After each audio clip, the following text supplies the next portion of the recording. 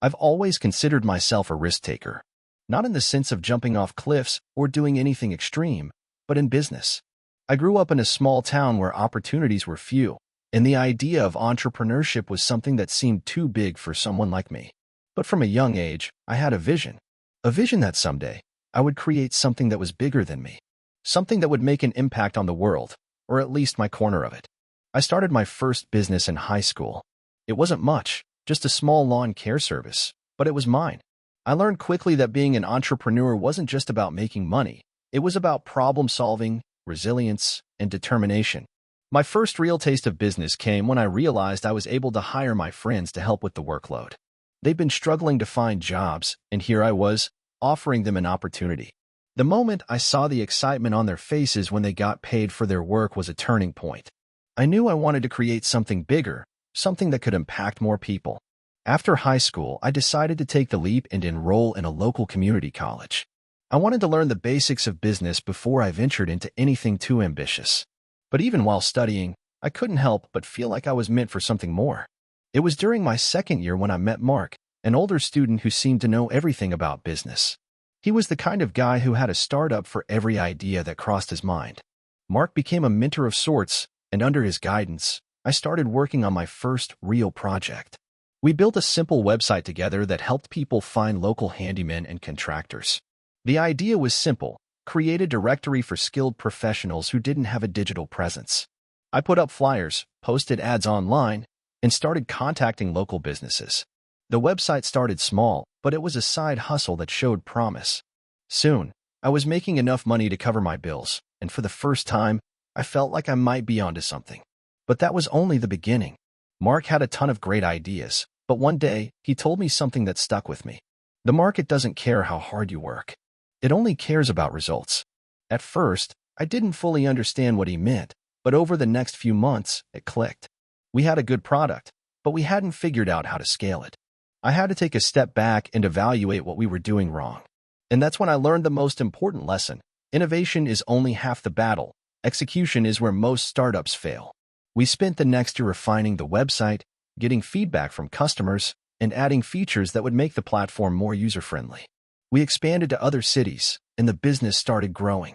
But then, just when I thought things were going well, we hit a huge roadblock. A larger competitor with a much bigger marketing budget came into the market and tried to take over. They poached many of our clients, and for a while, it felt like we were going to lose everything. It was a dark time. I remember sitting in my office, feeling completely defeated. But instead of giving up, I decided to pivot. I realized that our platform had something unique, a personalized touch. Our local businesses knew us. They trusted us. They were just as scared of the larger competitor as we were. So, I decided to focus on providing an even more personalized experience. I began calling every single one of our clients, listening to their concerns, and offering tailored solutions. It worked. Over the next 6 months, we were able to not only regain the clients we lost, but also attract new ones. We doubled down on customer service, building relationships instead of just selling a product. Word of mouth spread, and we grew our network even faster than before. It wasn't easy, but that was the turning point that would shape the rest of my entrepreneurial journey. After a few years, I sold the business for a significant sum. It wasn't a huge exit by Silicon Valley standards, but it was enough for me to consider my next move. I had learned so much from that first venture that I wasn't ready to stop. I had the capital, the experience, and the confidence to take on something bigger. My next project was an app. I saw a gap in the market for a platform that could connect small businesses with digital marketing tools in a way that didn't feel overwhelming. The app allowed small businesses to create professional websites, handle social media, and manage online advertising all in one place. The idea was simple, but the execution was difficult. I spent months working with a development team, testing, refining, and gathering feedback. The challenge was that we were entering a crowded market with giants like Wix and Shopify. The competition was fierce, and I had to figure out how to stand out. I knew I couldn't compete head-to-head with these companies on features, but I could differentiate by offering something they didn't: personalized consulting. I hired a team of marketing experts and designers who would work one-on-one with businesses to help them grow. The app wasn't just a tool, it was a partnership. It worked. Within a year, the app started gaining traction. We weren't competing with the giants directly. Instead, We were creating a niche market for businesses that wanted a more hands-on, personal experience. It wasn't a massive success overnight, but it was steady growth. And, most importantly, it felt meaningful. I wasn't just building a product, I was building relationships. As the business grew, I had to learn how to delegate more. I had to step away from the day-to-day operations and trust my team. I also realized that I couldn't do everything myself. The more I focused on leadership, the more I understood that entrepreneurship isn't just about being the smartest person in the room. It's about building a great team, empowering them, and trusting them to do their jobs. Fast forward to today, and my company is thriving. We've expanded internationally, and I'm in a position to give back to other aspiring entrepreneurs. I've invested in several startups, and I spend a lot of my time mentoring young business owners. But the thing that excites me most is the opportunity to continue growing, learning, and creating new businesses. I've always believed that entrepreneurship isn't a destination, it's a journey. And even after all these years, I'm still just getting started. I guess if there's one thing I've learned through it all, it's that success doesn't come from avoiding failure. It comes from learning how to get back up every time you fall. You'll face obstacles, setbacks, and competition. But if you're willing to adapt, keep going, and never lose sight of your vision, anything is possible. If you enjoyed the video, don't forget to leave a like and subscribe to the channel. It helps the content grow and motivates me to create even more great videos. Turn on notifications so you don't miss any new uploads. By the way, I'm curious, when do you usually watch my videos? While working, studying, or just relaxing at home? Let me know in the comments. I'd love to hear from you. Thank you for your support. I remember the day everything changed. It was a rainy Thursday afternoon, and I was sitting in my cramped apartment in Brooklyn, staring at the screen of my laptop, wondering if I was ever going to make it. My bank account was near empty, my business idea seemed ridiculous to anyone I mentioned it to, and I was working an 80-hour week at a dead-end job just to keep the lights on. It was a brutal existence, but deep down, I knew I couldn't keep going like this forever. I'd always dreamed of being my own boss. Ever since I was a kid, I had this fascination with people who created their own businesses. But every time I tried, I hit a wall. I didn't have the right connections, the right experience, or enough money to start something meaningful. But there I was, stuck in a situation where it felt like I had nothing to lose. The idea came to me one night while I was cooking dinner. I was frustrated with the lack of affordable, healthy meal options in the city.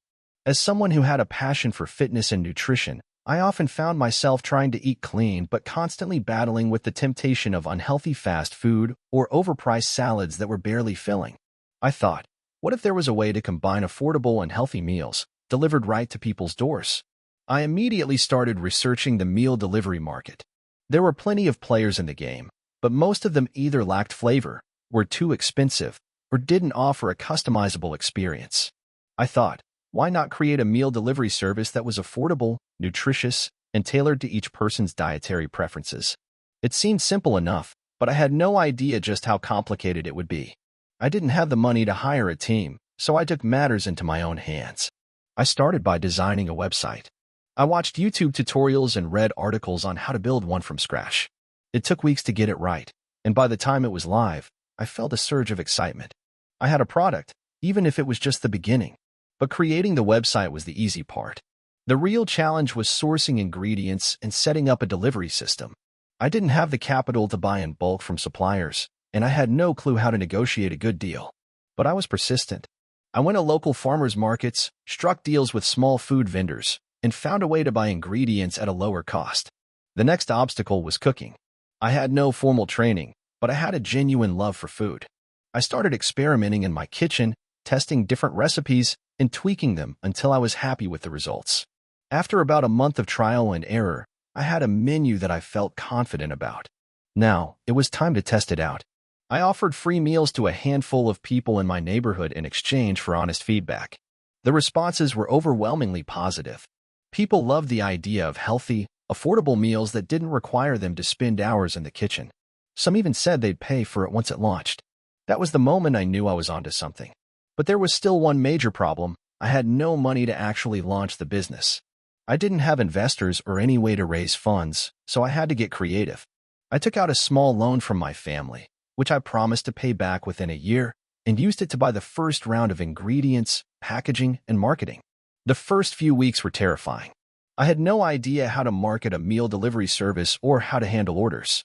I spent hours posting on social media, trying to get the word out.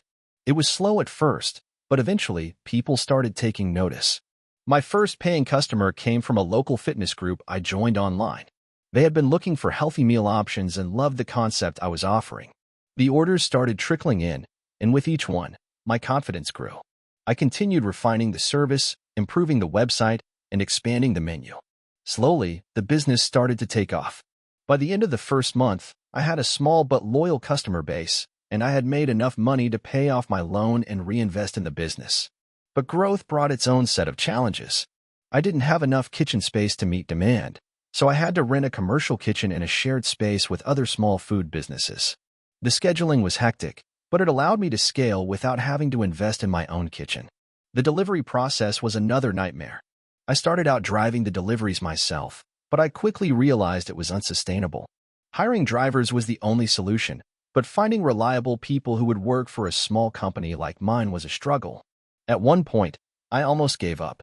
The stress was overwhelming, and the business wasn't making enough profit to cover all the expenses. I spent countless nights worrying about whether I could keep the business afloat. But every time I thought about quitting, I reminded myself why I started in the first place. I believed in the product. I believed in what I was offering. And I believed that if I could just keep going, things would get better. Over the next 6 months, things started to improve.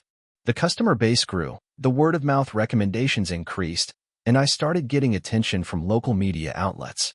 I used the publicity to build partnerships with gyms and wellness centers, offering their clients discounts on meal plans. Slowly but surely, the business became profitable. I eventually hired a small team, invested in better technology for order tracking, and started working with larger suppliers to improve margins. The experience was still exhausting, but I could finally see a light at the end of the tunnel.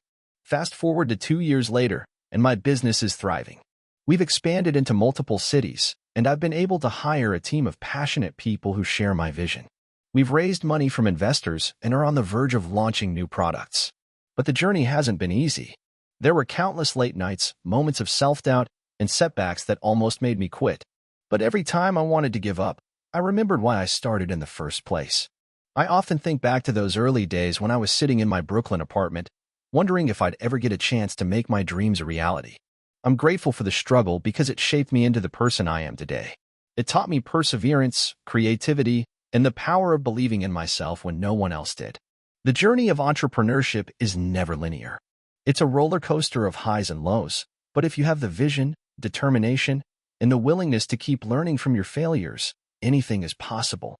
And now, as I sit here in a much bigger office, with employees running around, I can't help but smile at the thought of how far I've come. So if you're reading this, feeling stuck or uncertain, take a deep breath and keep going. Your breakthrough might be just around the corner. And remember, every successful entrepreneur has faced the same struggles you're facing now. Keep pushing forward. I started my first business at 23. I had always been the kid who tinkered with things, whether it was building makeshift tech gadgets or finding ways to make money mowing lawns in the summer. But none of that prepared me for the challenges I would face in the real world of entrepreneurship. Here's my story, how I failed multiple times, learned from each mistake, and eventually built something that changed my life. It all began in a small college dorm room. I was studying engineering, but what really excited me was the idea of starting a business. I had a vision, a tech product that would help people with a common problem I knew too well, keeping their phones charged on the go. Everyone had smartphones, and everyone had battery issues. My idea was simple, a portable, easy-to-use power bank that was lightweight and affordable. Sounds like a no-brainer, right? The first few months of the business were a blur of excitement and optimism. I spent countless nights in my dorm room sketching designs, writing business plans, and reaching out to suppliers. I didn't know it at the time, but I was about to make a mistake that would cost me dearly. I had zero experience in manufacturing and supply chain management. I jumped in without understanding how to properly vet suppliers, negotiate prices, or calculate costs. I was blinded by the idea of a successful product and didn't consider the complexity of creating and selling something at scale. I placed my first order of 1,000 power banks from a supplier in China. The price was cheap, and I thought I had done my due diligence. But when the products arrived, I realized my mistake. The power banks were low quality. They looked fine on the outside, but after a few uses, they started to malfunction. Customers were unhappy, and I had to issue multiple refunds. The worst part? I had already spent nearly all the money I had saved to pay for the first batch of products, and I had no idea how to get my money back or fix the problem. I could have quit right there. I could have said that this wasn't for me and went back to school, but something inside me refused to give up. I borrowed money from friends and family to order another batch, this time from a different supplier. I learned my lesson about vetting suppliers, and I began building relationships with manufacturers who could deliver quality products at a reasonable price. But then came another blow. I launched a website and started marketing the power banks through social media ads, hoping to build traction. I poured everything I had into the ads, hoping that it would be enough to drive sales. But the reality was harsh. The ads weren't converting. People were visiting the website, but they weren't buying. I realized I was missing something crucial: effective branding and marketing. I was getting frustrated, but then I decided to take a step back. I started reading books on marketing, branding, and consumer psychology. I learned about the importance of storytelling and how customers buy based on emotions, not just product features. Armed with this new knowledge, I revamped my entire marketing strategy. I created videos showing the real-life benefits of the power bank, focusing on people who were always on the go, like commuters, travelers, and busy professionals. I shifted my messaging from best tech product to a solution to your everyday problem. Slowly, the tide began to turn. Sales started trickling in, and then they began to snowball. The feedback was overwhelmingly positive. Customers loved the product, and they loved the way it fit seamlessly into their daily lives. But with success came new challenges. As sales grew, so did my responsibilities. I had to find a way to scale up production and fulfillment. I needed to hire employees, manage inventory, and handle customer service. There was no shortage of stress, but I had learned to take each challenge one step at a time. I invested in tools that helped me streamline operations, like inventory management software and automated email marketing platforms. Despite these improvements, there were still plenty of bumps in the road. In my second year of business, I made the mistake of expanding too quickly. I took on too many orders, assumed that the demand would continue to grow at the same rate, and ended up overstocking inventory. My warehouse was overflowing with products, and I was forced to sell at a loss just to clear space. The money I had made from the previous year quickly dwindled away, and I had to make difficult decisions about whether to keep the business running or close it down. It was a moment of truth. I was exhausted, financially drained, and questioning everything. But I refused to give up. I reached out to mentors who had been through the same struggles, and they gave me advice that changed everything. You need to focus on your core customers, improve your operations, and scale only when you're ready. I took that advice to heart. I started scaling slowly, focusing on improving customer retention rather than constantly chasing new customers. I improved my customer service and built a strong relationship with my community. Slowly, my business began to turn around. I stopped focusing on growth for the sake of growth and started focusing on creating a brand people could trust. 3 years after I launched the business, I finally reached a point where I could comfortably say that I was successful. I was profitable, I had a loyal customer base, and I had a team that was aligned with my vision. I had learned the hard way that success wasn't about luck. It was about resilience, adaptability, and learning from mistakes. Fast forward to today, and I'm proud of how far I've come. I've expanded my product line to include more tech accessories. I've raised a round of investment to help accelerate growth, and I'm now mentoring other entrepreneurs who are just starting their journeys. The road wasn't easy, but it was worth it. Every failure, every mistake, every sleepless night led me to where I am today. If there's one lesson I've learned, it's this: you don't have to be perfect to succeed. You just need to be persistent, learn from your mistakes, and never stop improving. Entrepreneurship is a marathon, not a sprint. And if you keep pushing forward, even when things seem impossible, you'll eventually get there. I'm living proof of that. I had always been one of those people who dreamt big, but never really acted on it. I was the kind of person who sat back, scrolling through Reddit threads about people starting businesses and making millions, while I just continued with my 9 to 5, paycheck-to-paycheck life. I had ideas, a bunch of them, but no real motivation to take them beyond the brainstorming stage. But one thing happened that completely changed my mindset and eventually led to a business that turned my life upside down. It all started in the fall of 2018. I was working as a graphic designer for a small firm, doing good work but feeling stuck. My boss was an incredibly talented designer, but he didn't know how to run a business. We'd lose clients left and right because of poor communication and organizational chaos. I was frustrated, but I wasn't the type to rock the boat. Instead, I quietly complained to my friends and family and wished for a better opportunity. I never considered the possibility that I could create that opportunity myself. Then one day, a casual conversation changed everything. I was meeting my childhood friend, Max, for drinks, and we started talking about life and work. Max had been running his own digital marketing agency for a couple of years by then. I'd always thought his success was because of luck. He had a flashy office and an Instagram full of motivational quotes, but that was about it. At least, that was how I saw it until he started talking about the real nitty-gritty of his business. You know, it's not just about getting clients or doing great work, Max said. The key is building systems and processes that keep everything running smoothly. Without that, you're just spinning your wheels. I wasn't sure if he was talking over my head or if I was just missing something, but he continued to explain how he'd created a business structure that allowed him to scale while working less. He had a virtual team, automated his sales process, and had built a brand that people trusted. He wasn't just a freelancer. He was running a real company. At that moment, something clicked. I realized I could do the same thing. The thing I lacked wasn't ideas. It was the structure to turn those ideas into something real. The very next day, I started thinking about what I could do. I knew that I loved working with design and creativity, but I didn't want to run a traditional design studio. I wanted something that allowed me to think big and scale without being bogged down by day-to-day tasks. After a lot of brainstorming, I landed on an idea, an online course platform dedicated to helping aspiring designers and entrepreneurs build their businesses. The market was saturated with general business advice, but no one was really focusing on the unique challenges of creative professionals. The idea felt right, but it was terrifying. I didn't have any experience with online courses or creating content on that scale. I had designed websites, but that was the extent of my technical expertise. The imposter syndrome hit hard. Who was I to teach others how to run a business when I'd never run one myself? But after a couple of sleepless nights, I decided that I'd figure it out.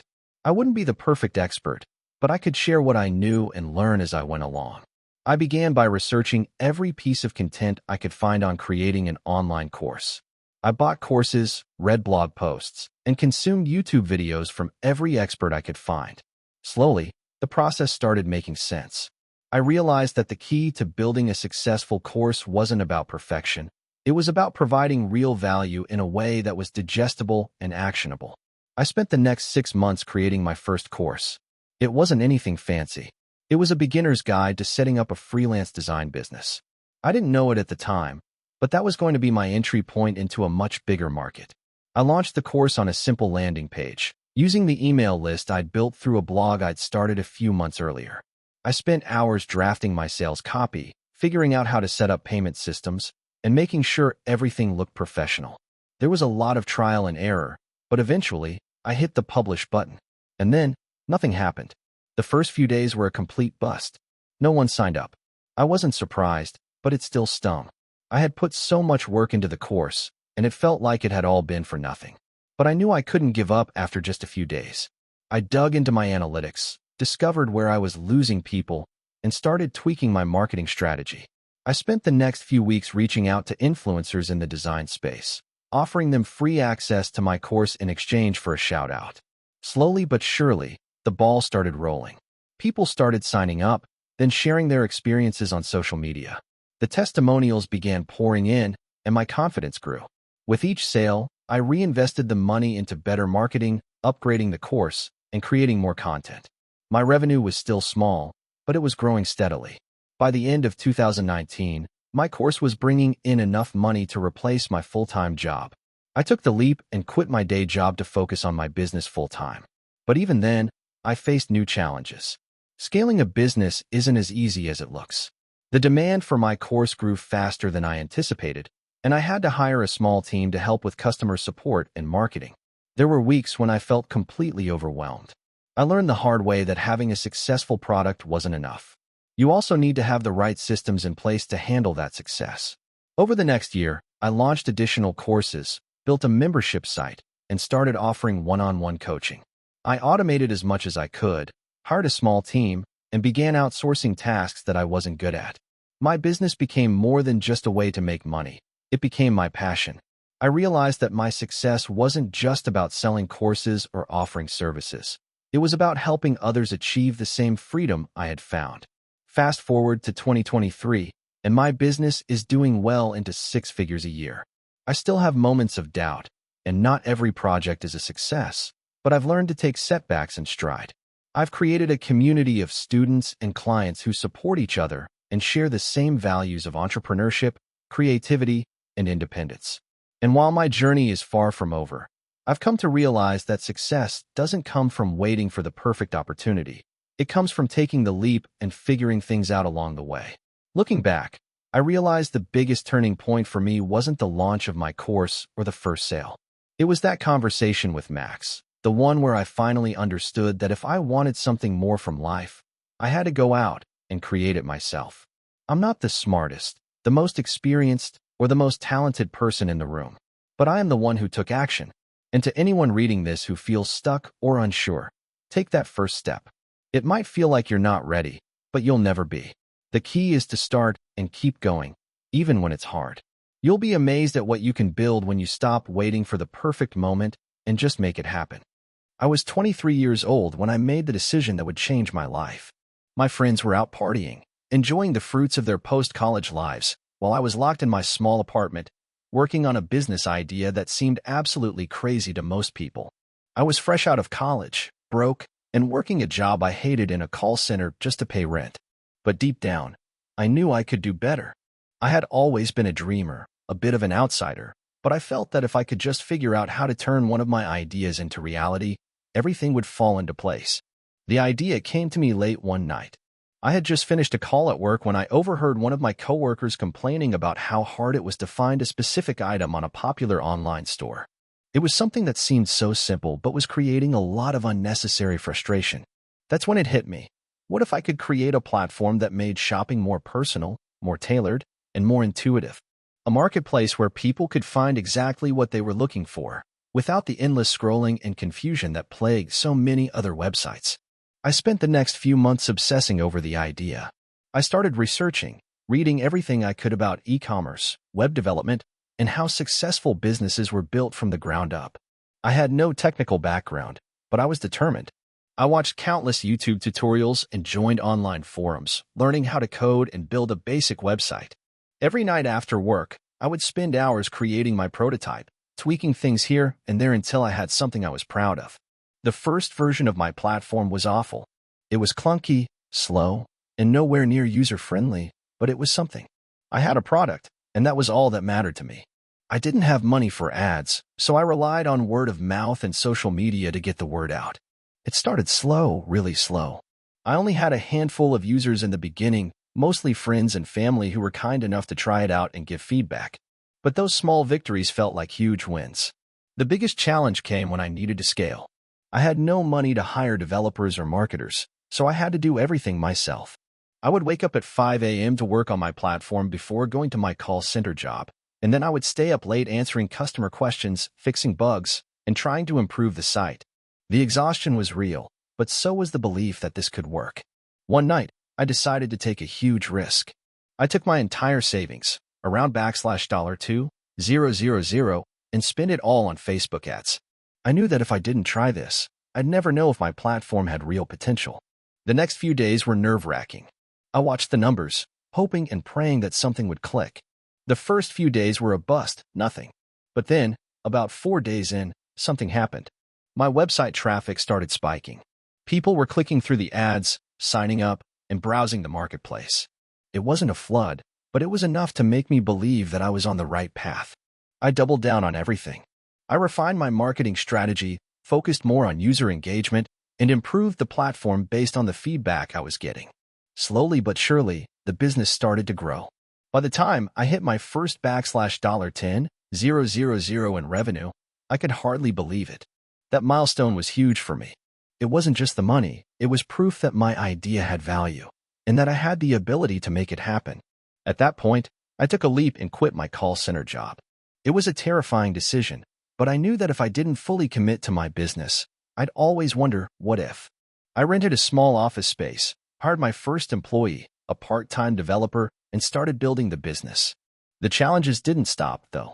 Every time I thought I'd conquered one obstacle, another would arise. Customer complaints, technical issues, competition. But I took it all in stride. The thrill of building something from scratch kept me going. I wasn't afraid of failure anymore because I realized that it was just part of the process. Each failure taught me something valuable. As the business grew, I had to make some tough decisions. I brought on more employees, expanded my team, and invested in better technology. I also had to learn how to delegate and let go of some of the tasks that I had been holding on to. That was one of the hardest things for me. I had built this thing from the ground up, and it felt like I was giving up a piece of myself. But I had to trust that the people I hired would help take the business to the next level. After a few years of relentless hard work and sleepless nights, I finally hit my first $1 million in revenue.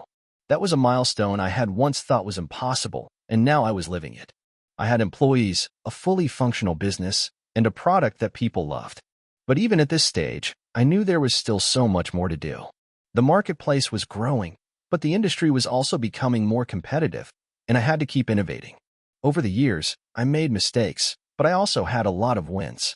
I launched new features, expanded into new markets, and worked hard to create a company culture that valued creativity, integrity, and customer satisfaction.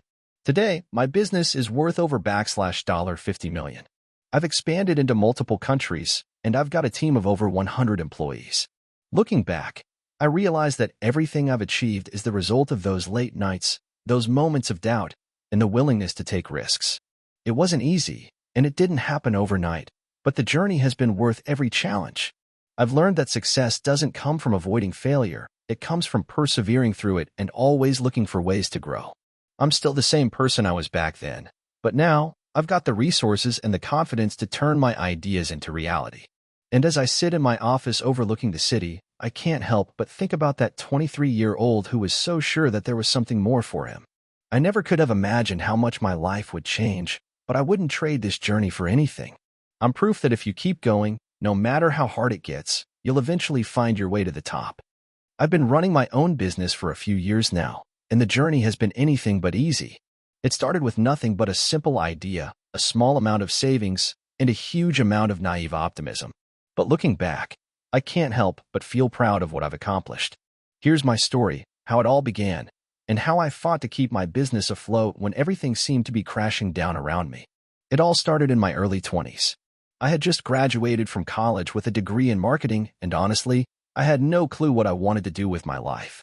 I tried a few different jobs, nothing that really sparked joy or excitement. The first year out of college was a blur of odd jobs, low wages, and feeling like I was stuck in an endless cycle. Then one night, I was hanging out with a couple of my friends, and one of them said something that completely changed my mindset. He was talking about how he started his own online clothing brand.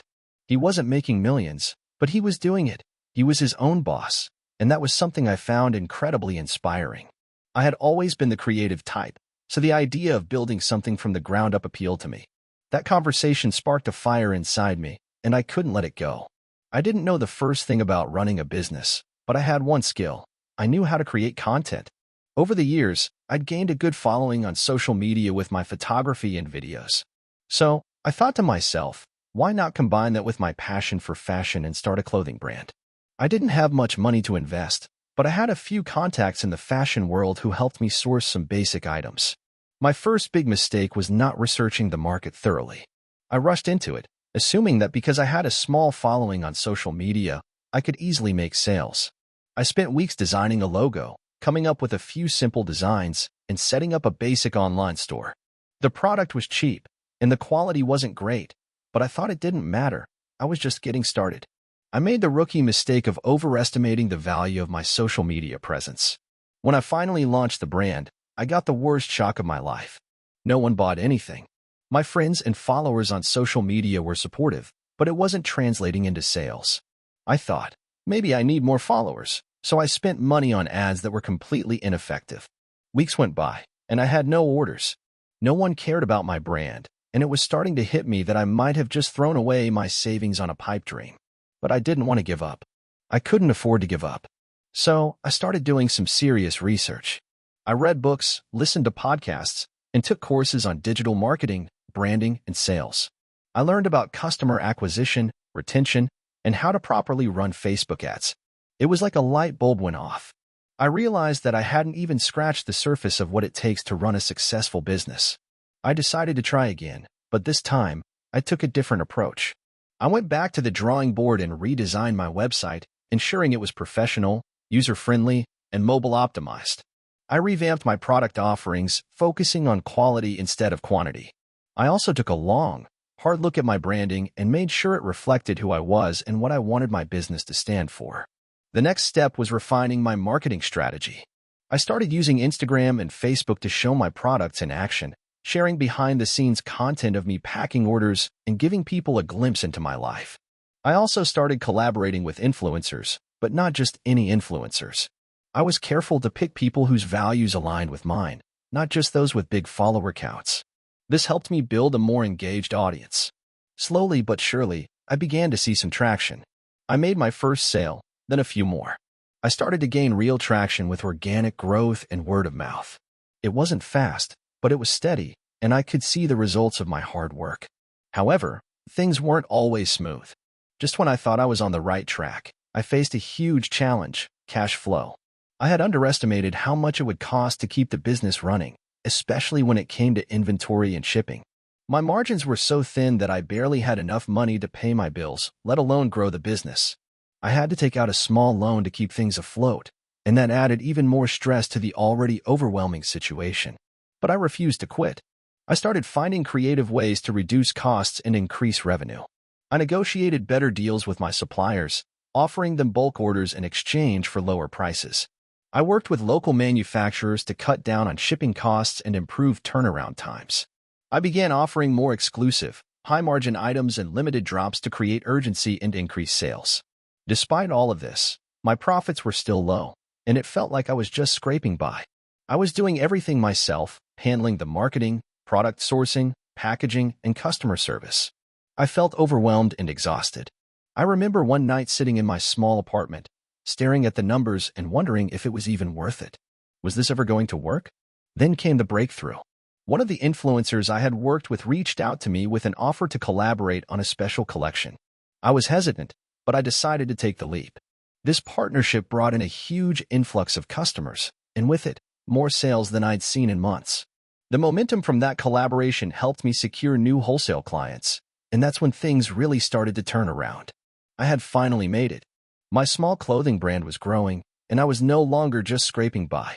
I was able to hire my first employee, a friend who helped with social media and customer service.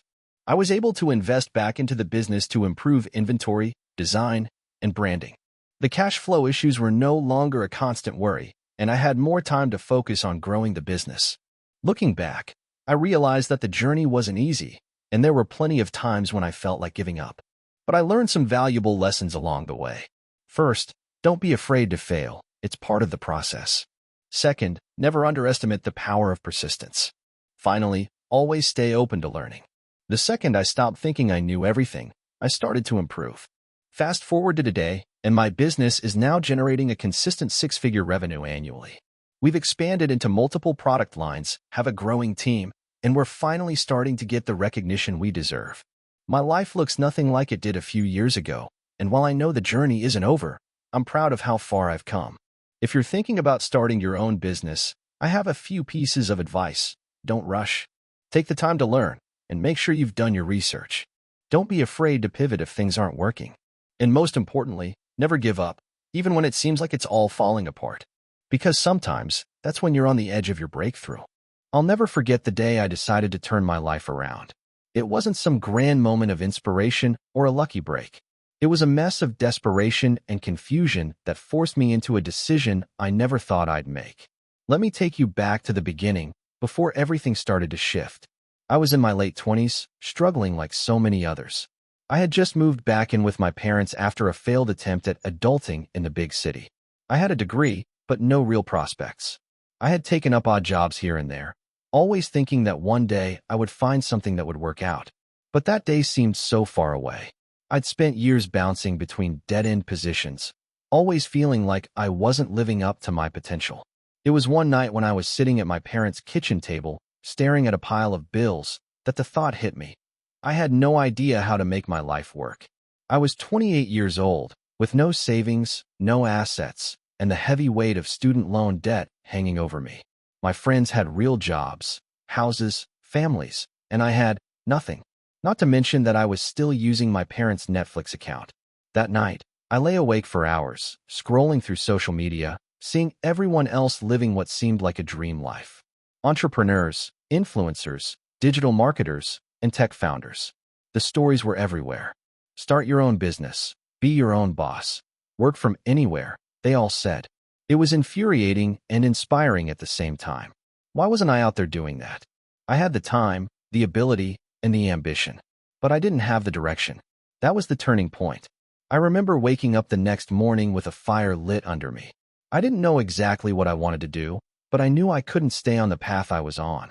So, I made a list of things I could do to make some extra money while I figured out the next step. The list included everything from freelance writing to dog walking to selling clothes online. After a few days of thinking it through, I started to lean towards e-commerce. It was everywhere, and there were so many success stories.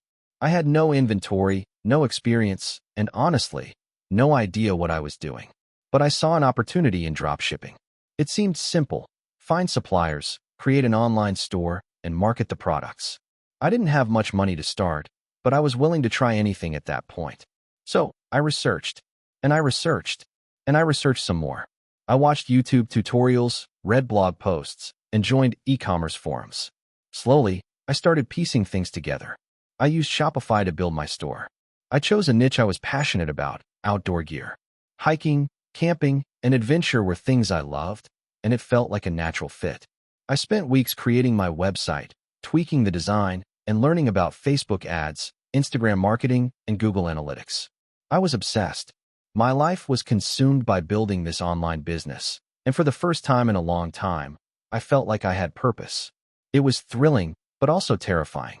I knew the risks, but I had no other option. If I didn't make this work, I was out of ideas. The first few weeks were discouraging. I had a few visitors, but no sales. I tried running Facebook ads, but they seemed to go nowhere. My confidence wavered. Maybe I wasn't cut out for this after all. Maybe I should just give up and go back to a real job. But I refused to quit. I dug deeper. I learned from my mistakes, adapted, and tried new strategies. Eventually, things started clicking.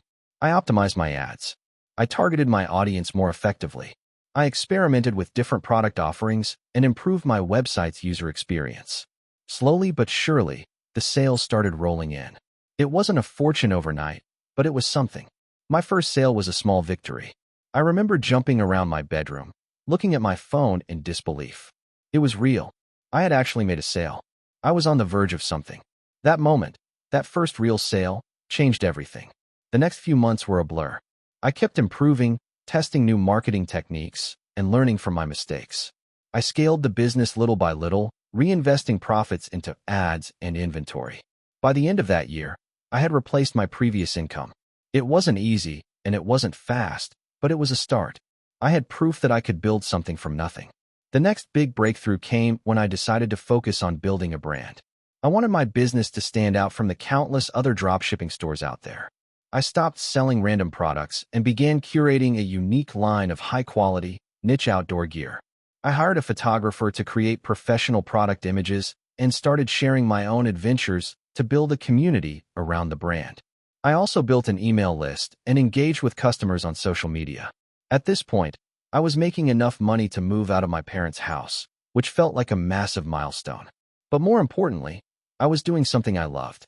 I had created a business that not only made money, but also aligned with my passions.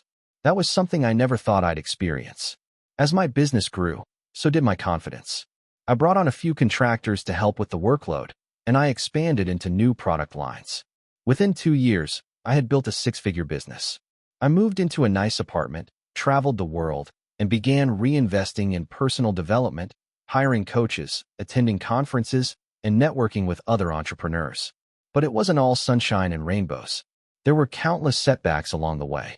I had to deal with supplier issues, tech problems, customer complaints, and moments when I thought everything would fall apart.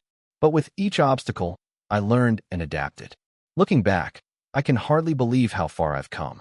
I'm not a billionaire or a tech mogul, but I've created a business that supports my lifestyle and gives me the freedom I've always craved. More importantly, I've learned that entrepreneurship is not about having a magical idea or striking it rich overnight. It's about perseverance, learning from failure, and constantly improving. Now, I mentor others who are just starting out. I share my story and help them avoid the mistakes I made. I tell them that success doesn't come easily, but it's possible with the right mindset. If I can do it, anyone can. That kitchen table where I stared at my bills feels like a lifetime ago. I've come so far, and I'm just getting started. The journey isn't easy, but it's been worth every step. I was 26 when I started my first real business. I had no formal business education, no startup experience, and no idea what I was doing. All I knew was that I had a product that I believed in, a dream to be my own boss, and a burning desire to make something of myself. It's been 5 years now, and my company has grown to a multi-million-dollar operation, but the journey to get here was filled with more failure, mistakes, and learning than I could have ever anticipated. It all started back in 2019. I was working a dead-end job in an office that barely paid enough to cover my rent and living expenses. I'd always had a passion for technology and innovation, but the corporate world never seemed to be the right fit for me. Every morning felt like a grind, and I knew deep down I was meant to do something different, something bigger. But the problem was that I had no clear direction. I spent a lot of my free time researching business ideas and watching YouTube videos about successful entrepreneurs. I had always admired the likes of Steve Jobs, Elon Musk, and Jeff Bezos. They made it seem so easy, like they just had an idea, and then, bam, they changed the world. But of course, I soon realized that was just the highlight reel. The reality of building a business was far more complicated, especially for someone with no experience. One night, while browsing through some tech blogs, I stumbled across an article about the potential of creating a product that catered to the growing interest in smart home technology. This was back when Amazon Alexa and Google Home were just starting to gain traction, and the world was beginning to embrace the concept of connected devices. I was intrigued. I had no technical background in engineering or software development, but I knew enough to understand the market potential. The idea of creating a smart home gadget that could simplify everyday life seemed both exciting and achievable. I spent the next few weeks researching the industry, reading about competitors, and trying to understand the gaps in the market. That's when I came across a frustrating yet valuable realization. Most of the smart home products on the market were either overpriced or complicated to use. There was a clear opportunity to create something that was affordable, user-friendly, and actually solved real problems for everyday consumers. But I still didn't have a clue how to bring this idea to life. I decided to take a leap of faith. I didn't have any savings, so I borrowed a small sum of money from my family, promising to pay them back once I got the business off the ground. I quit my job, much to the shock of my friends and family, who thought I was crazy for leaving a stable paycheck to chase a pipe dream. But I was determined.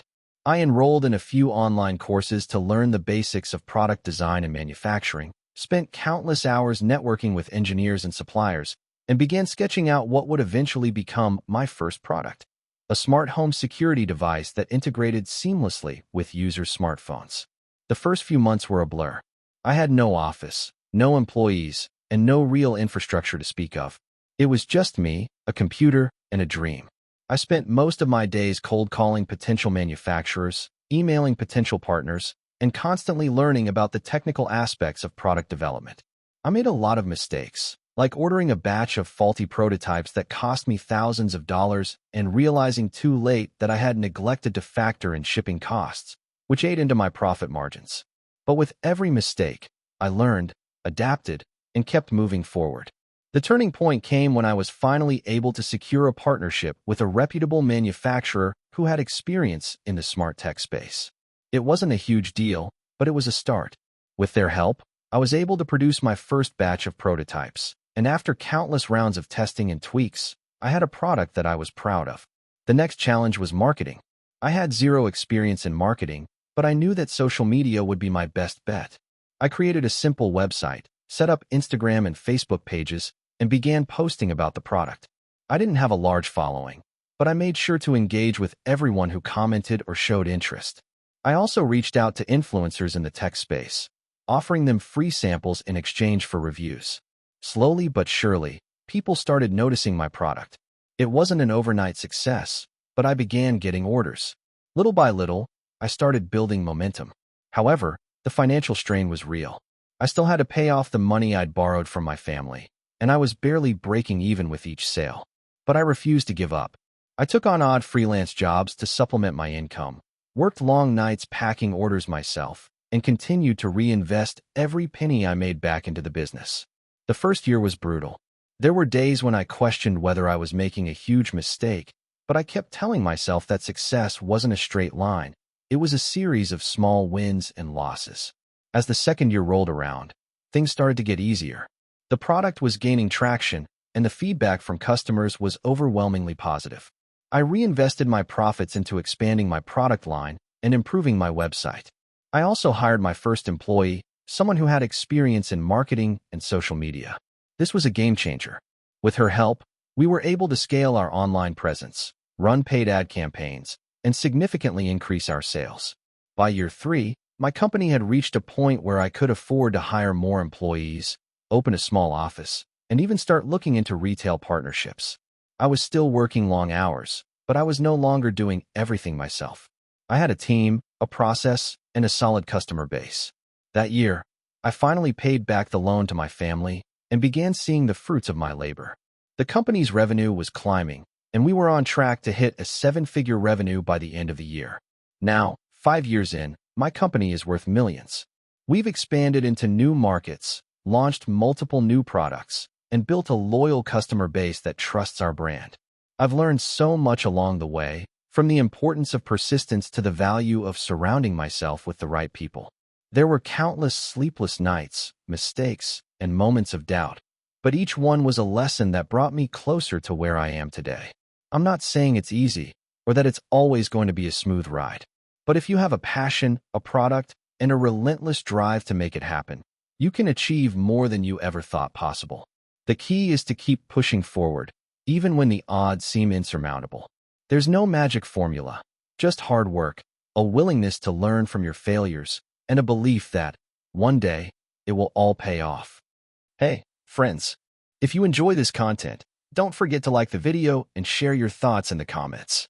We really want to know what you like and what can be improved. What do you think of the video? Are there any topics you'd like to see in future videos? Your feedback really helps us get better. Thanks for being with us. I never imagined my life would lead me to where I am today, owning a thriving tech startup that's now a leader in its field. But it didn't happen overnight, and it certainly wasn't easy. My journey is a tale of resilience, hard work, and a little bit of luck. Let me take you back to the beginning. Growing up in a small town, my family didn't have much. My parents were hardworking, but we were always a paycheck away from financial instability. I was the kid who had to make do with hand-me-down clothes and never had the latest gadgets, but that didn't bother me. I was always the curious one, tinkering with old electronics, taking apart things I probably shouldn't have just to figure out how they worked. I think that's when I realized I had a natural inclination for technology. By the time I was 16, I had already built my first computer from scratch. It wasn't pretty, but it worked. That was my first real taste of entrepreneurship. I started to help my friends and neighbors with their tech problems, fixing computers, setting up networks, whatever they needed. I didn't charge much, but it was enough to start building my reputation. I guess that was the seed that would eventually grow into a full-fledged business, though I didn't know it at the time. Fast forward to college. I was determined to get a degree in computer science, not just to prove to myself that I could do it, but because I knew that in the world of tech, a degree would give me the legitimacy I needed to take my skills to the next level. My parents didn't have the money to pay for my education, so I worked 2 part-time jobs while attending school full-time. It was exhausting, but I knew it was the only way. One night, while I was sitting in the library cramming for finals, I had a conversation with a fellow student that changed everything. He told me about an idea he had for an app, a tool that could help small businesses track their inventory in real time. The problem was, he didn't know how to code. I had learned some basic coding on my own over the years, so I offered to help him build the prototype. We spent the next few months working on that app in our spare time, perfecting it as best as we could. After finishing the MVP, minimum viable product, we took it to a few small business owners to get their feedback. Most of them loved the concept, but they wanted more features, more customization. It was obvious that we had something here, but we needed more resources to bring it to life. That's when we made our first big decision: putting everything on the line and launching a crowdfunding campaign. I had saved up a little money over the years, but I knew we'd need more to get the app off the ground. We weren't expecting much, just enough to cover the cost of development and marketing. But to our surprise, we hit our funding goal within the first week. I left school just shy of graduation, much to my parents' dismay. They thought I was throwing my future away. But I knew I had to take the plunge. I had always been a dreamer, but this was different. This was a chance to build something that could change the world, and I wasn't going to let fear hold me back. We hired a small team of developers, designers, and marketers. The early days were chaotic. We were all working long hours, often with little to no pay. But we had a shared vision. We knew that if we could make this app successful, it could revolutionize the way small businesses operate. The app, which we called Inventory Pro, was far from perfect in the beginning. It had bugs, some of the features didn't work as well as we had hoped, and we were constantly pushing updates to fix things. But we listened to our users, and we adapted. We spent countless nights coding, brainstorming, and strategizing how to get the word out about our product. One of the biggest turning points came when we secured a deal with a well-known retailer to pilot our app in one of their stores. That contract alone was enough to give us the credibility we needed to attract more clients. We used the money from the deal to hire more developers and expand our marketing efforts. Slowly but surely, our app started gaining traction. We went from a handful of users to hundreds, then thousands. Eventually, we were in the tens of thousands. Our team grew rapidly, and so did the challenges. As our customer base expanded, we had to scale our infrastructure. We encountered technical issues that threatened to derail everything we'd worked for. But every time we faced a setback, we pushed through. The fire to succeed was stronger than any obstacle in our path. It wasn't all smooth sailing, though. There were plenty of times when I thought we'd never make it. We faced competition from bigger, more established companies with far more resources than we had. At one point, we were so close to running out of money that we had to lay off half of our staff just to keep the lights on. Those were some of the hardest days of my life. I questioned whether I had made the right choice in leaving school and betting everything on a single idea. But then something incredible happened. The business started to grow exponentially. Word-of-mouth recommendations from happy customers spread like wildfire. We began getting inquiries from large corporations who wanted to use our technology, and that's when we realized we were onto something bigger than we had ever imagined. We reinvested every penny back into the company, pushing to improve the app, expand our team, and make sure that we were always ahead of the curve. By the time we hit our third year in business, we were turning a profit, and we had secured multiple rounds of funding from investors who believed in our vision. Today, Inventory Pro is a household name in the world of small business solutions. We've expanded into new markets, added new features, and become the go-to tool for inventory management. Our app has helped tens of thousands of businesses streamline their operations and save time and money. We've also created a work environment where innovation thrives, and I'm incredibly proud of what we've built. Looking back, I can hardly believe how far we've come. From the days of fixing computers in my small town to building a multi-million-dollar tech company, it's been a wild ride. But I'll never forget the lessons I learned along the way: hard work, perseverance, and the belief that anything is possible if you're willing to put in the effort. So, to anyone out there who's thinking about starting their own business or taking a risk on a dream, don't wait for the perfect moment. The right time might never come. Take the leap, and even when things get tough, keep going. It's the only way to find out what you're truly capable of. I used to be a broke college student with no idea how I was going to make it in the real world. I was studying business and dreaming big, but everything seemed out of reach. It wasn't just the typical student debt or the struggle to afford textbooks. It was more about the nagging feeling that no matter how much I tried, I was never going to get the dream job everyone else seemed to land after graduation. Everyone was talking about internships, resumes, and fancy corporate jobs. But for me, the reality was a bit different. I was working part-time at a coffee shop just to scrape by, and every day felt like I was just treading water.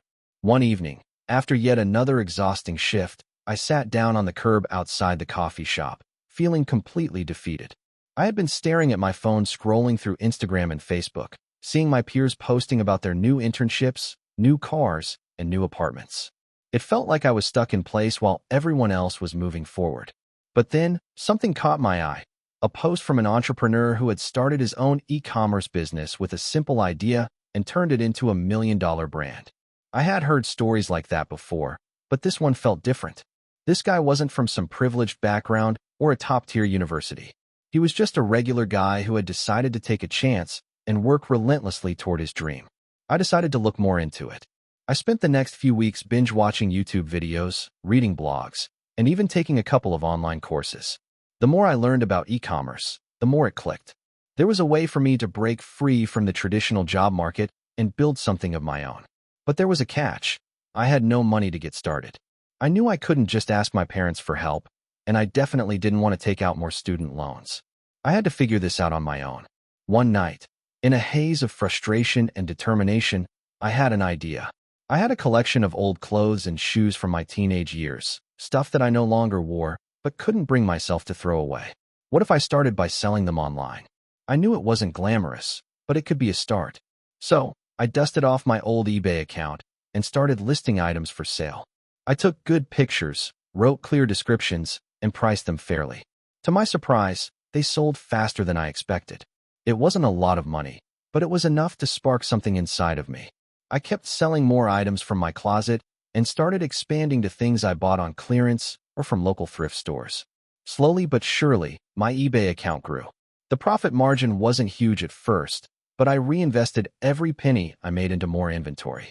I made sure to learn everything I could about SEO, customer service, and optimizing listings. Over the course of a few months, my side hustle began to take off. I was making a consistent profit, and I started setting aside enough money to invest in bigger purchases, new clothing brands, shoes, and accessories. One day, I came across a pair of sneakers that were limited edition and had just been released. They were selling out fast, and I knew they would resell for a significant profit. I scraped together everything I had saved up and bought as many pairs as I could afford. I listed them online, and within hours, they were gone.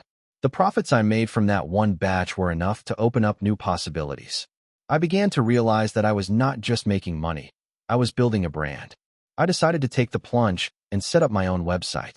I had learned a lot about building an online store through platforms like Shopify, so I was able to create a site that looked professional. I also started to research how to grow my business through social media marketing. I used Instagram, Facebook, and even TikTok to promote my products. I collaborated with influencers and did giveaways to get the word out. Slowly, my small side hustle turned into a legitimate business. But it wasn't always easy. There were many times when I felt like giving up. I would stay up late packing orders, responding to customer inquiries, and worrying about shipping issues. Some days, I would look at my profits and wonder if it was all worth it. But every time I hit a setback, I reminded myself why I started in the first place.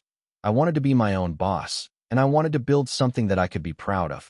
Over time, my e-commerce business grew steadily.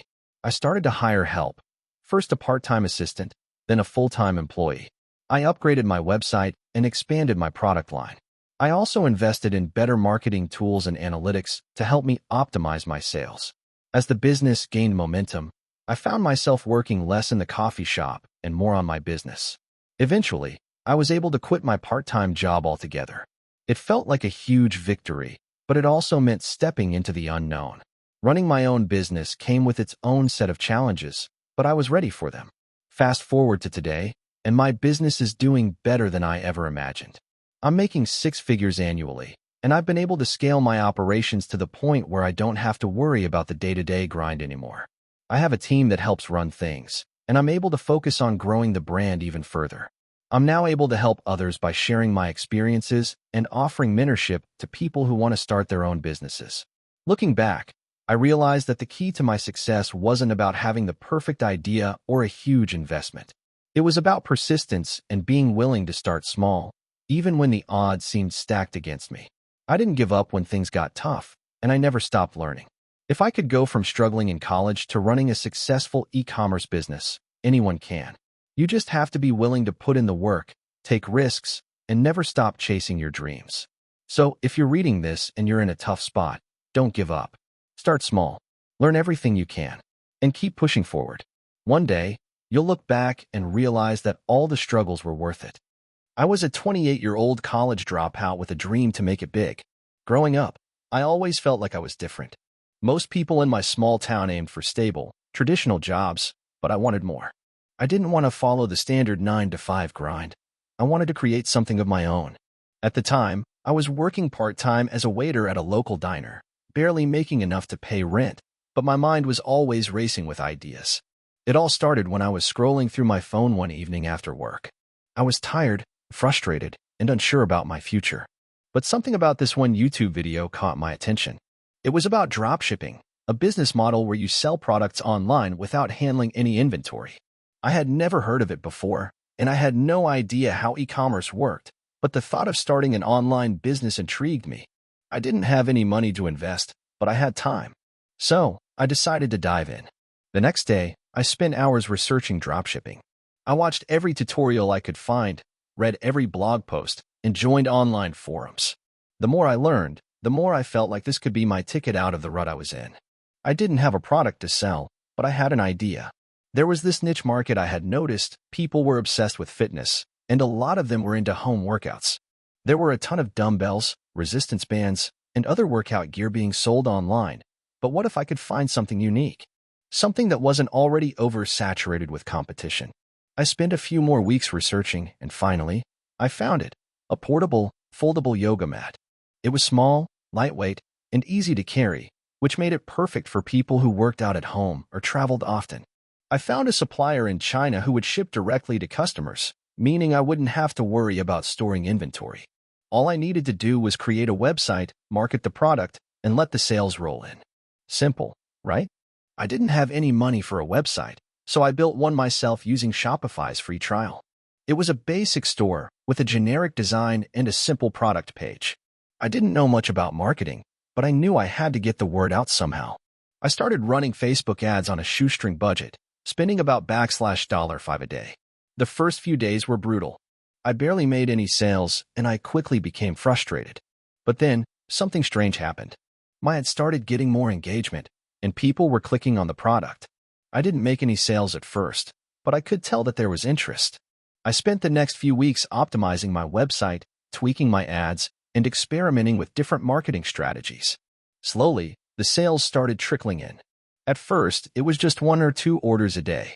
I was ecstatic. I couldn't believe that people were actually buying something from my website. I remember the first sale I made. Someone from another state bought one of my yoga mats, and I had no idea how to fulfill the order. I had to scramble to figure out how to get the product shipped, but I did it. As the orders started coming in, I realized I was onto something. I used the little money I made from my first sales to reinvest in my business. I hired a freelance graphic designer to improve the website's look and feel, and I started spending more on ads. As the business grew, I realized that my success wasn't just about having a great product, it was about creating a brand. I spent countless hours researching branding, learning how to build an audience, and figuring out how to make my store stand out. By the end of my first year, I had made over $100,000 in sales. It wasn't easy, and there were plenty of sleepless nights, but the results were worth it. I had quit my waitressing job and was working full-time on my business. But that wasn't the end of my journey. In fact, it was just the beginning. I knew that the portable yoga mat wasn't going to be my only product. I wanted to expand my brand and offer more products that fit into the fitness lifestyle. Over the next year, I added new items like resistance bands, foam rollers, and workout apparel. I also started working with influencers in the fitness niche to promote my products. This was a game changer. I quickly learned the power of influencer marketing, and by the end of the second year, my business had grown exponentially. But with growth came new challenges. As my sales increased, I had to deal with scaling my operations. I had to find a better way to handle customer service, fulfillment, and shipping. My small one-person operation quickly turned into a team. I hired virtual assistants to handle customer inquiries and outsourced the fulfillment process to a third-party logistics company. I also worked on improving my product selection, constantly testing new items to see what resonated with my audience. Things were looking up, but then came the biggest challenge I had ever faced. One of my suppliers suddenly went out of business, and I was left without inventory for my best-selling products. I was devastated. My customers were upset, and I had to refund several orders. It felt like everything was falling apart. But instead of giving up, I took it as an opportunity to reevaluate my business model. I reached out to other suppliers, and within weeks, I had secured a new supply chain that was even better than the last one. By the end of my third year in business, I had reached over $500,000 in revenue. My brand had become a well-known name in the fitness community, and I had learned some hard lessons along the way. I had learned the importance of diversification, resilience, and constant innovation. But most importantly, I had learned that success wasn't about making money, it was about creating something that people valued. Today, my business is worth millions. I've expanded into new markets, launched new products, and even started a podcast to help other entrepreneurs. I look back at my journey with pride, but I also know that it's not over. I'm still learning, still growing, and still chasing that dream I had all those years ago when I was waiting tables at a diner. And if there's one thing I've learned from all of this, it's that success isn't a straight line. It's full of twists and turns, failures and triumphs. But if you keep pushing forward, anything is possible. I started my entrepreneurial journey when I was just 22, fresh out of college with more ambition than experience. I had no clue what I was doing, but knew I didn't want to end up in a cubicle for the next 40 years. I came from a small town where opportunities were scarce, but my mind was always running with ideas. One day, after finishing a frustratingly uneventful internship in a marketing firm, I sat down with a notebook and jotted down my thoughts. What if I could start my own company? Something digital. Maybe a marketing agency. But I didn't know a damn thing about marketing. All I had was a passion for learning and a deep desire to escape the mundane. The first few months were a whirlwind of confusion, failure, and self-doubt. I didn't even know where to start. Should I build a website? Should I try to network with local businesses? Should I learn Facebook ads first? The uncertainty was overwhelming. But there was one thing that kept me going. I refused to quit. I couldn't imagine giving up. I spent countless nights watching YouTube videos, reading blogs, and joining online forums. Slowly, I started getting the hang of things. I set up a basic website, learned how to run a Facebook ad campaign, and reached out to local businesses offering to help them with their social media marketing. My first pitch was a disaster. I emailed a bakery in town and offered to grow their online presence. I remember thinking that it was going to be a huge break. Instead, they responded with something along the lines of, "Thanks, but we're good." I was crushed, but I didn't let it break me. I kept pushing. Over the next few months, I made dozens of cold calls, sent hundreds of emails, and made my way through endless rejections. Slowly, things started to shift. One day, a small local gym called me. They were interested in my services. My first client. It was a moment of validation that made all the struggles worth it. I didn't sleep for days working on their project. I crafted social media posts, created ads, and started learning about SEO. I gave them everything I had.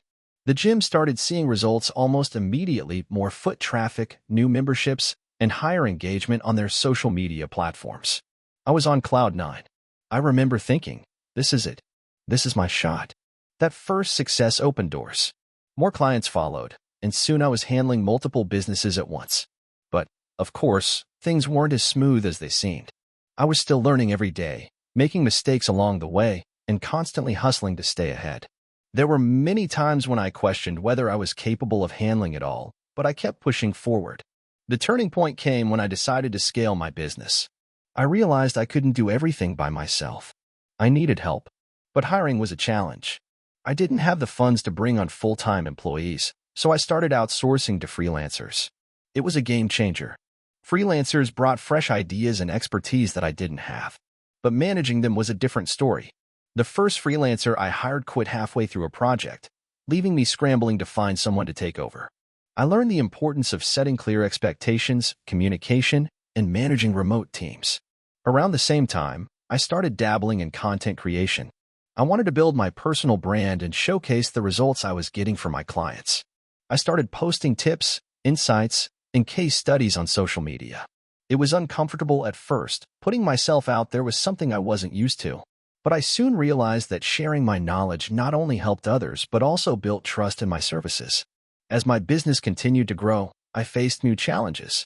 I had more clients, more employees, and a growing workload. I began to feel overwhelmed. The excitement of the hustle was starting to wear off, and I was questioning whether this was the life I really wanted. I had built something, but it was demanding everything from me. I realized I needed to reassess my priorities. The key to scaling successfully wasn't just working harder, it was working smarter. I started investing in systems and automation. I set up software to manage client projects, invoicing, and communication. I started delegating more tasks to my team and even began hiring full-time employees. It was a big shift for me, moving from being a solopreneur to running a real business. It felt like a huge risk, but it paid off. One of the biggest lessons I learned during this time was that entrepreneurship isn't just about growing a business, it's about growing yourself. The more I learned about leadership, marketing, finance, and operations, the more I realized how much I didn't know. It was humbling, but it kept me hungry for knowledge. I also started to see that the success of my business was not just about numbers and profits. It was about creating a positive impact, whether that was helping a client grow their business or providing jobs to people who believed in the vision I had created. Fast forward to today. My company is thriving. We have a full team, multiple clients across various industries, and a reputation for delivering results. The road to get here wasn't easy, but it was worth every struggle. There were times when I almost quit. There were times when I thought I wasn't good enough. But each setback taught me something valuable, and each success fueled my determination to keep going. If I could give one piece of advice to aspiring entrepreneurs, it would be this: don't expect the road to be easy, and don't be afraid to fail. Every failure is a lesson. You don't need to have it all figured out from the start. You just need to keep moving forward. The journey is messy, but if you're committed, the rewards are worth it. Looking back, I'm proud of how far I've come. The kid who didn't know the first thing about marketing has now built a thriving business. But more than that, I'm grateful for the personal growth I've experienced along the way. Entrepreneurship isn't just about building something external. It's about evolving into someone who can handle the challenges that come with it. I'm still learning, still growing, and still making mistakes.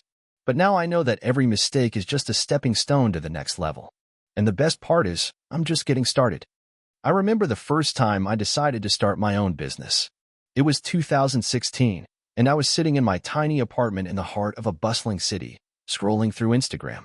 As I watched influencers posting sponsored content and advertisements for all sorts of products, it hit me. I had spent years working for various companies, helping others achieve their dreams, but I had never truly focused on my own. I was stuck in the routine of 9-to-5 jobs, not really building anything of my own, not creating something that could make an impact. I wanted to be my own boss. But how? That was the turning point. I didn't have any prior business experience, and the only capital I had was the savings I'd scraped together working part-time jobs and freelancing. But something told me that if I didn't act now, I might look back on my life one day and regret never trying. It wasn't that I had a clear vision of what I wanted to do. I just knew I had to start somewhere. I needed to jump and somehow figure out how to fly. I decided to focus on something I already knew well: social media marketing. I had worked in that field for a while, helping businesses grow their presence online. It seemed like a no-brainer. I started by reading everything I could about business strategies, marketing tactics, and digital tools. The learning curve was steep, but I was determined. I had a vague idea of what my business would look like, but I needed clarity, so I started talking to anyone I could who had experience in entrepreneurship. The more I learned, the more I realized how much I didn't know. In early 2017, I launched my first business, a social media marketing agency. I was running it from my living room, using my old laptop, barely having enough to cover the basics. The idea was to offer small businesses affordable marketing services that would help them stand out on platforms like Instagram, Facebook, and Twitter. I wasn't expecting it to take off immediately, but I had one major thing going for me: passion. I was determined, and I knew I could help people. My first clients came through word of mouth. I reached out to a few small local businesses that I thought could benefit from better social media exposure. At first, I didn't charge much, just enough to cover my expenses.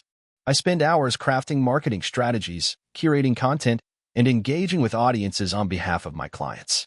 Slowly but surely, I started to see results. One of my clients doubled their online sales in a month, while another gained hundreds of followers, leading to more foot traffic at their brick-and-mortar store. But the real breakthrough came when I worked with a small e-commerce brand that sold handmade jewelry. They had a great product but struggled to attract customers. I created a comprehensive marketing strategy focusing on storytelling, influencer partnerships, and Instagram ads. Within 6 months, their revenue grew by over 300%, and they were featured in several well-known publications. It was at this moment I realized the true power of social media marketing and how much impact it could have on a business. With that success under my belt, things started picking up.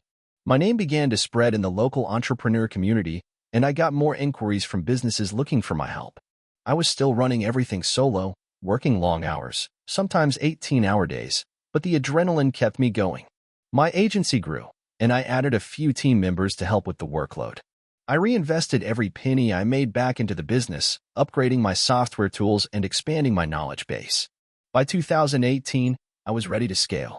I hired more people, built a website, and started offering additional services like paid advertising and content creation. We became a full-service agency, and I was no longer just working from home. I rented out an office space.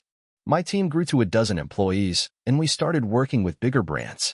It was an incredible feeling to see my small idea blossom into something that had real momentum. But with success came new challenges. Managing a growing team was harder than I expected.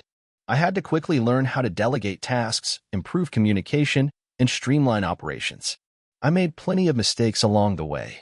A lot of sleepless nights spent fixing issues that could have been avoided. I also had to face the reality that not all clients are a good fit for your business, no matter how much you want to help them. We parted ways with some clients that just weren't aligning with our values or goals, and that was a tough but necessary decision. By 2019, I felt like I had a pretty solid handle on things. The agency was profitable and I had a loyal client base. But there was still something gnawing at me. I realized that I didn't want to just run a service-based business forever. I wanted to build something more scalable, something that could run itself and provide value to people without me being involved every day. I decided to pivot, and after months of planning and research, I launched my own product line. The shift from service-based business to product development was a huge leap. I took a risk, using a portion of my savings to invest in creating my own line of digital tools and resources for small business owners. I developed ebooks, online courses, and templates that helped other entrepreneurs navigate the complexities of social media marketing. The idea was simple. Instead of providing the service myself, I could empower others to do it on their own. At first, it was a slow burn. I didn't have the brand recognition or large following needed to make a huge splash. But I kept working at it, launching new products, improving my offerings, and growing my community. By late 2020, the product started to sell more consistently, and the feedback from customers was overwhelmingly positive. They loved the content, and many told me it helped them grow their own businesses. By 2021, I had fully transitioned from a service-based business to a product-based one. The agency I started with was now a small part of a larger business ecosystem that was focused on providing value to entrepreneurs worldwide. I had built something I could be proud of, something that allowed me to help people create value, and, yes, still make a living doing something I loved. Looking back, I can't believe how far I've come. The road was filled with challenges, moments when I wanted to give up, when the stress felt unbearable, and when I doubted my decisions. But every step, every mistake, every lesson learned led me to where I am today. Entrepreneurship has taught me more than I could have ever imagined. It's not just about making money. It's about the journey, the growth, and the impact you make on the world. In the end, the thing I'm most proud of is the people I've been able to help along the way. My agency is still around, but now it exists to serve as a training ground for budding entrepreneurs, with a focus on empowering others to become their own bosses. I'm proud of what I built, but I'm even more proud of the community we've created. As I sit here today, reflecting on the journey, I'm not just an entrepreneur, I'm a mentor, a leader, and most importantly, someone who believes in the potential of every single person willing to take the leap and pursue their dreams. I'll start by saying that if you told me 5 years ago I'd be running a successful online business, I probably would have laughed.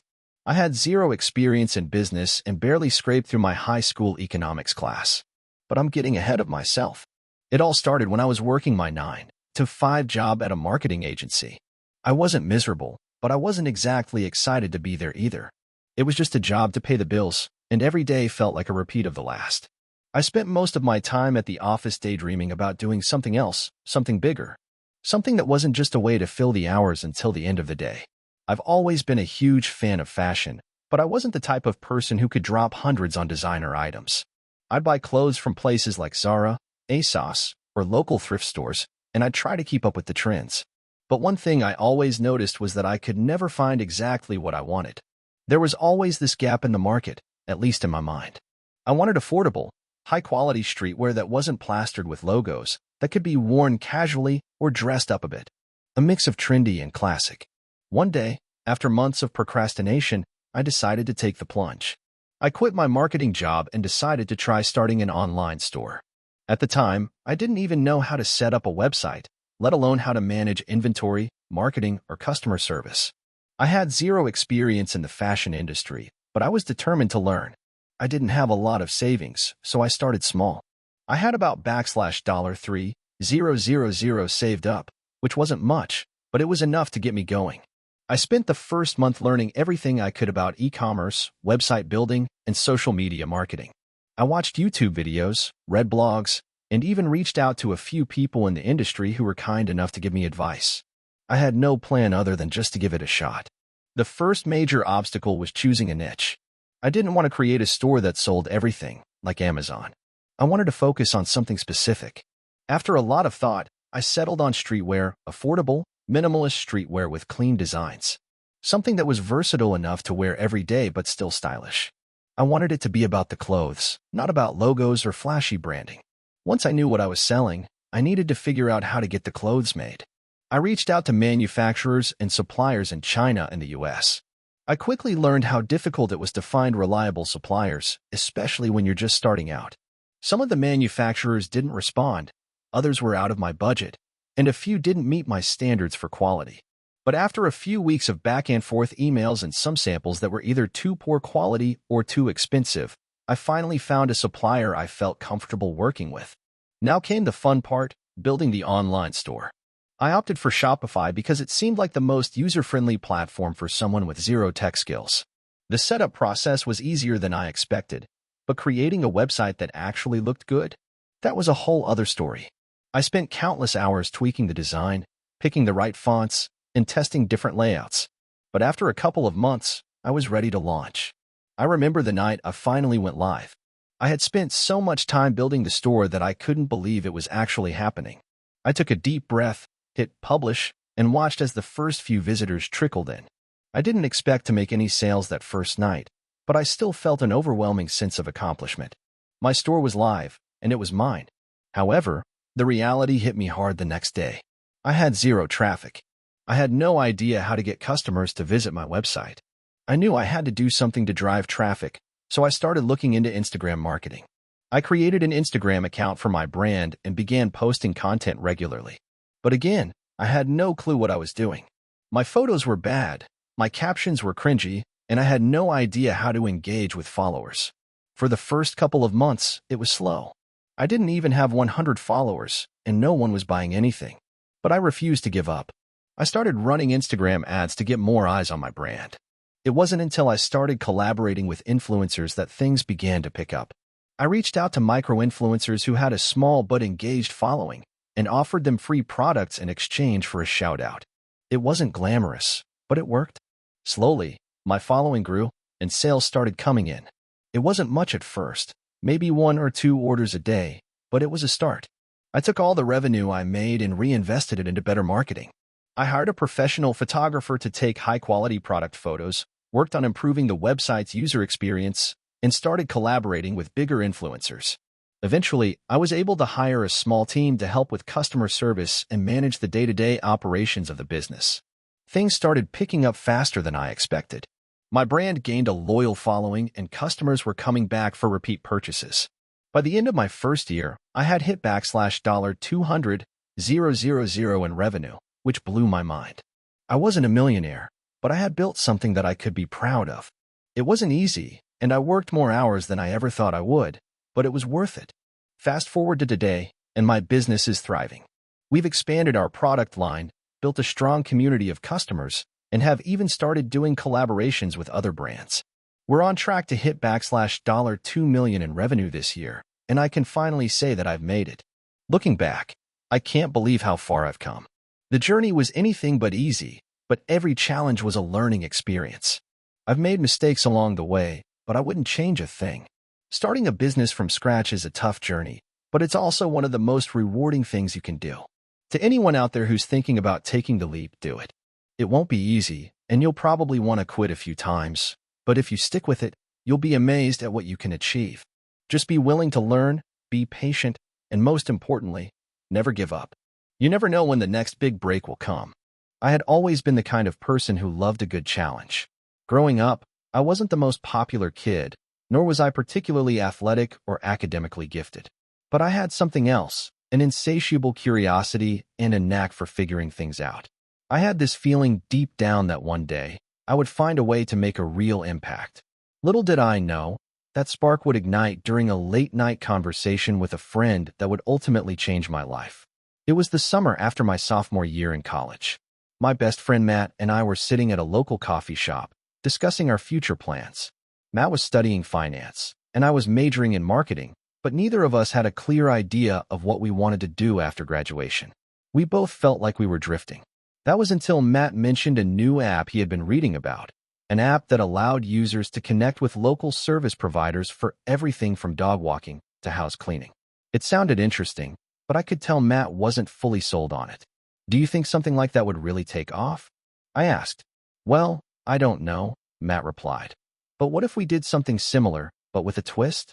What if we build an app that connects people not just with service providers, but with local experts in their field, like an on-demand personal trainer, a financial advisor, or a tutor? That was all it took. The idea stuck with me. It wasn't a brand new concept, but there was something compelling about the way Matt presented it.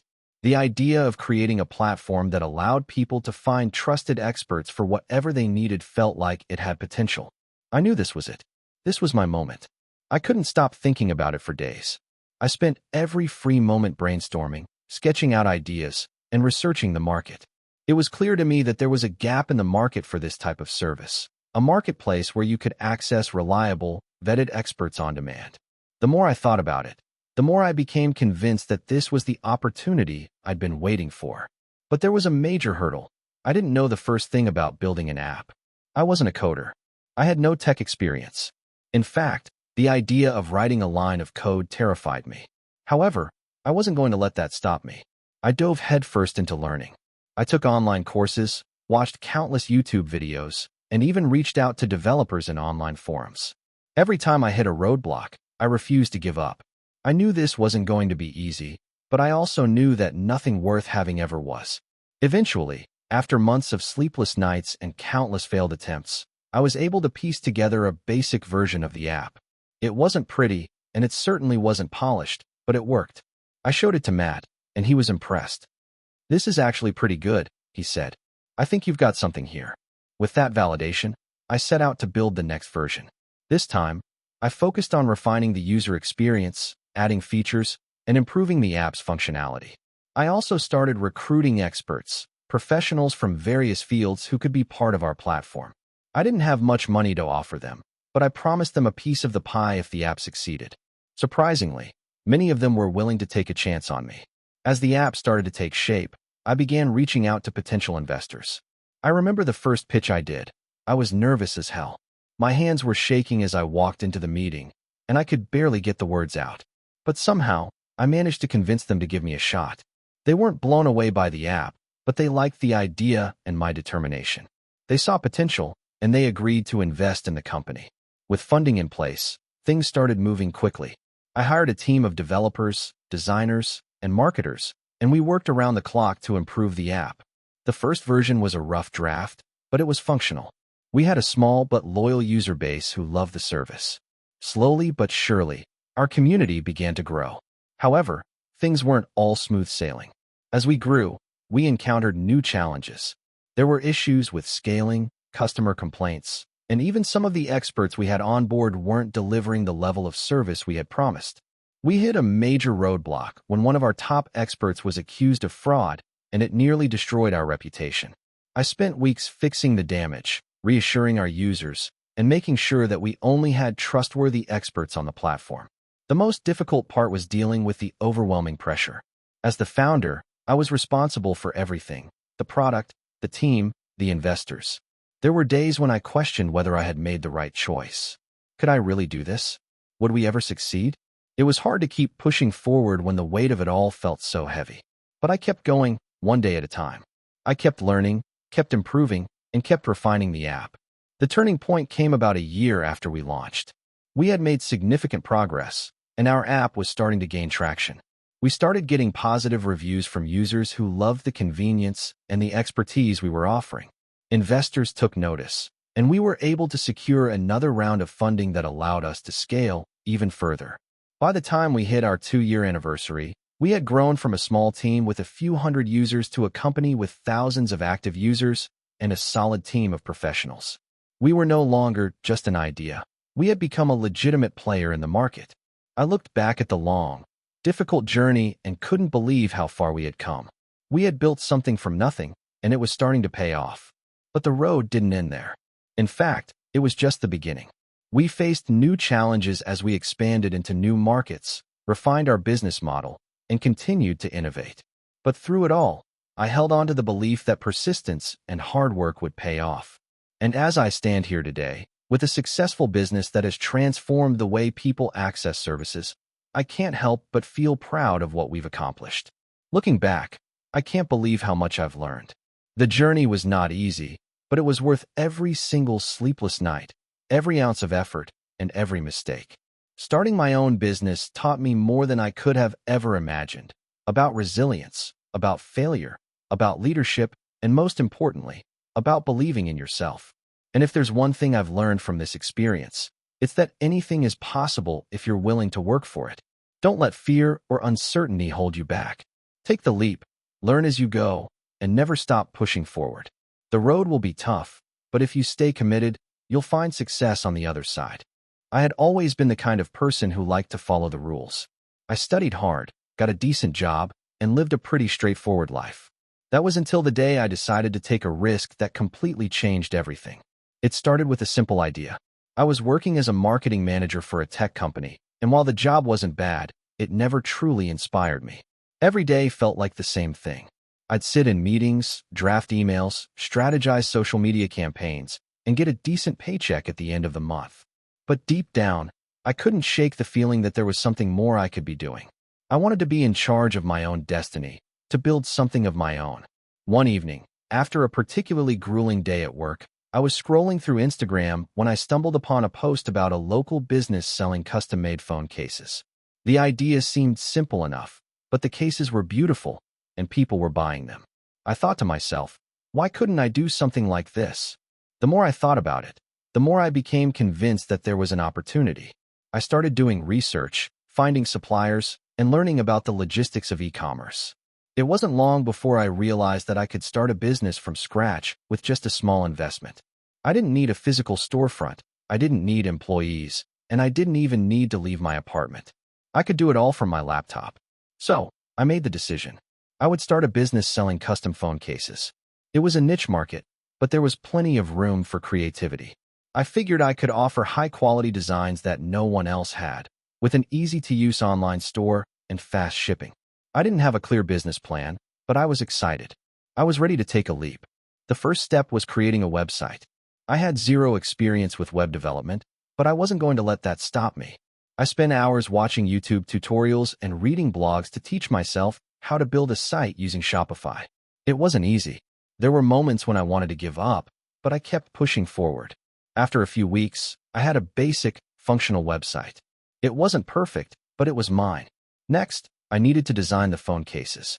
I wasn't an artist, but I had some basic graphic design skills from my time working in marketing.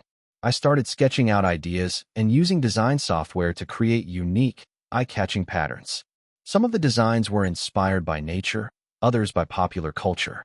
I wanted something that would appeal to a wide audience, but still feel personal. Once I had a small collection of designs, I found a supplier who could print the cases for me. I wasn't looking for the cheapest option, I wanted quality. I ordered a few samples, and when they arrived, I was shocked at how good they looked. The prints were vibrant, the cases felt sturdy, and I knew I had something that could stand out in the market. Now came the hard part, marketing. I had a small budget, but I was determined to make it work. I started by reaching out to influencers on Instagram, offering them free cases in exchange for a shout-out. It wasn't easy to get their attention, but after weeks of sending messages and following up, a few agreed to promote my products. Slowly but surely, orders started trickling in. At first, it was only a few cases a week, but I didn't mind. Every time I saw a new order, I felt a rush of excitement. People were buying my designs. People were actually paying money for something I had created. It felt surreal. However, things didn't stay small for long. As I continued to build my social media presence, more influencers started sharing my products, and word of mouth began to spread. I began receiving more orders, and I had to scale my operations quickly. I couldn't keep up with the demand on my own, so I hired a friend to help with order fulfillment. We worked out of my apartment, packing and shipping orders late into the night. It was exhausting, but it was also thrilling. Eventually, I reached a point where I couldn't handle everything myself. The business was growing faster than I had anticipated, and I needed to bring in more help. I hired a small team to handle customer service, design, and marketing. For the first time, I had a real business. I was no longer just a one-person operation. But with growth came new challenges. As the business scaled, I had to think about logistics.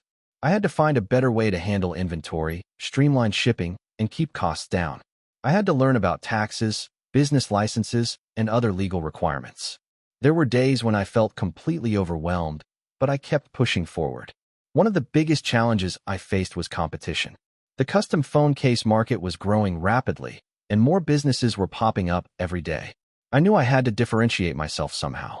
I began offering personalized cases, where customers could upload their own photos or designs. This unique feature helped me stand out in the market and attracted a loyal customer base. Another key to my success was customer satisfaction. I made sure that every order was handled with care, and I went out of my way to resolve any issues. If a customer wasn't happy with their case, I offered to replace it or refund their money. This commitment to service helped me build a strong reputation, and soon I had a steady stream of repeat customers. Looking back, it's hard to believe how far I've come. The business that started in my apartment with a small investment and a big idea has grown into a successful, profitable company. I've been able to quit my day job and focus on my business full-time. I've hired more employees, expanded my product line, and even opened a small office. It's been an incredible journey, but it hasn't been easy. There have been moments of doubt, moments when I thought about giving up. But every time I faced a setback, I reminded myself of why I started this journey in the first place. I wanted to create something meaningful, something I could be proud of. And in the end, that's exactly what I did. If there's one thing I've learned from this experience, it's that taking risks and stepping outside your comfort zone can lead to incredible rewards. It's easy to play it safe, to stay in a job that pays the bills but doesn't inspire you. But if you're willing to take a leap, to put in the hard work, and to stay focused on your goals, you can achieve something amazing. It's been a wild ride, but I wouldn't change a thing. Thank you for watching until the end. If you enjoyed this video, don't forget to like and subscribe to the channel so you won't miss new videos. Also, leave a comment. I'd love to hear your thoughts. Your support and engagement mean a lot to me. See you in the next video.